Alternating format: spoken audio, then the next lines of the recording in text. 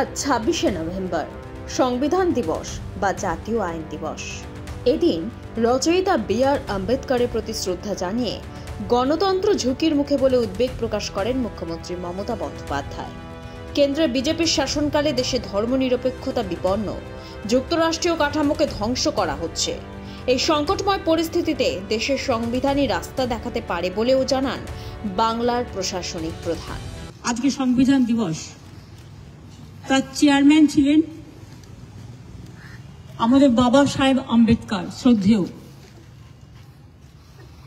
এবং তিনি তখন অবিভক্ত বাংলা থেকে নির্বাচিত হয়ে গিয়েছিলেন। সুতরাং আমাদের গর্ব সবচেয়ে বেশি। এই ইতিহাসটা অনেকে জানে না।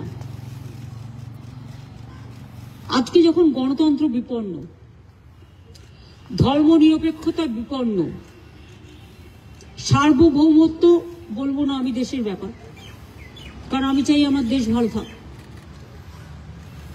মানুষের ভোটাধিকার নিয়ে, নাগরিকত্ব নিয়ে স্বাধীনতার এত বছর পর কোশ্চেন তোলা হচ্ছে। আমাদের নতুন করে সবাইকে প্রমাণ দিতে হচ্ছে আমরা দেশের নাগরিক কিনা।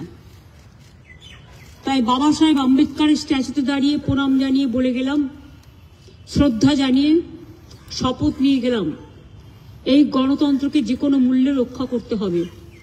ভারতবর্ষের গণতন্ত্র বৃহত্তম গণতন্ত্র। এটা যারা এখন বর্তমানে ক্ষমতায় আছে তাদের দয়া আসেনি, তারা স্বাধীনতা আন্দোলন করেনি।